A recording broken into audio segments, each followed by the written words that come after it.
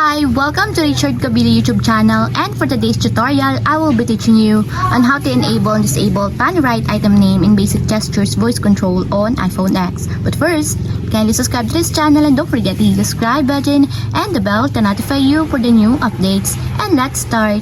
Using your iPhone X, from your home screen first, go to Settings. Then in the settings, scroll down and find the accessibility and then tap. Then in the accessibility, scroll down again and go to physical and motor section and then tap the voice control.